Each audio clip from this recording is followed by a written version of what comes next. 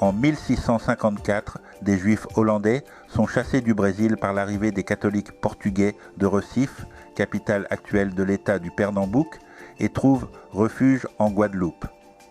Les Juifs hollandais arrivent alors en Guadeloupe où Charles Zouel, gouverneur de la Guadeloupe, n'a pas les mêmes difficultés que Jacques Diel du Parquet, gouverneur de la Martinique, à les accepter. Le 28 février 1654, un premier navire de Juifs hollandais se présente en Guadeloupe. Ce sont des Juifs hollandais de Itamarika. Ils sont accompagnés de leurs esclaves. La nuit suivante, 2 autres navires de Juifs hollandais arrivent au mouillage de la Guadeloupe. 3 autres bâtiments de Juifs hollandais vont atterrir peu après. Parmi ces familles, les Mels, dont un des fils sera le premier colon, né à Marie-Galante. En 360 ans, les Mels se sont durablement installés en Guadeloupe. Les registres de catholicité ou paroissiaux de la Guadeloupe vont témoigner de ce nouvel apport. Jean Mels apparaît dans plusieurs actes de baptême, de mariage et même de décès. Il est nommé ainsi Jean Mels dit le Flamand. Des sources complémentaires lui donnent comme lieu de naissance une ville de l'actuel Pays-Bas nommée Vlissingen. C'est un port de la région de Zélande. Sa première épouse, Marie-Fernande, est notée simplement native du Brésil, sans plus de renseignements. Jean Mels était arrivé en 1654. Il y avait, selon le père Jean-Baptiste du Tertre, 1200 hommes juifs hollandais, dont 900 vont mettre pied-à-terre à Basse-Terre. Il compte également 300 soldats, 300 esclaves et 200 femmes. C'est un apport important car la population de la colonie de la Guadeloupe était estimée à environ 15 000 personnes. Grâce aux actes de baptême de ses enfants, nous savons que Jean Mels, dit le Flamand, et son épouse Marie-Fernande vont vivre un temps à Marie-Galante avant de s'installer durablement à Terre-de-Bas. Leur fils, Toussaint Mels, est né à Marie-Galante. Il est inscrit sur son acte de naissance premier colon de Marie-Galante. Mais l'essentiel des actes paroissiaux vont concerner les Saintes, Terre-de-Bas puis Terre-de-Haut. Le nom de famille Melsé est encore porté de nos jours. La conséquence la plus connue de l'arrivée des Juifs hollandais est bien sur le développement de la production de sucre. La méthode de fabrication nous a été décrite en détail par un autre prêtre catholique, le père Labat.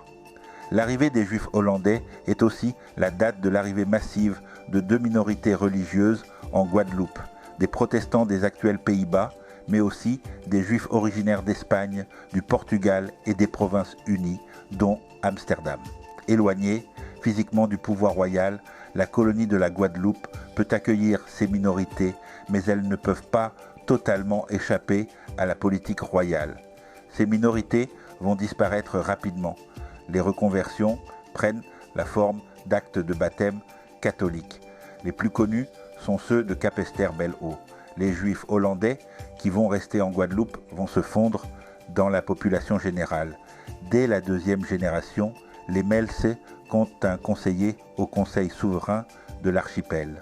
Par un jeu d'alliance, nous les trouvons rapidement en Dominique, où ils sont alliés à la famille Bioche qui a laissé leur nom à un village dans la paroisse de Saint-Peter. Les Mels vont également se répartir dans les communes de Guadeloupe, au sud Basse-Terre, à Marie-Galante et à Sainte-Anne, où une anse a très longtemps porté le nom d'anse Melsé, avant de devenir les Galbas. Puis, nous retrouvons leur nom durant la Révolution française, où un Antoine Mels sera capitaine de corsaires. Pointe-à-Pitre a été construite sur un ancien marécage, probablement très riche en poissons, oiseaux et crustacés. Ces ressources alimentaires auraient attiré les Kalinagos dans la région de Pointe-à-Pitre dès le Xe siècle.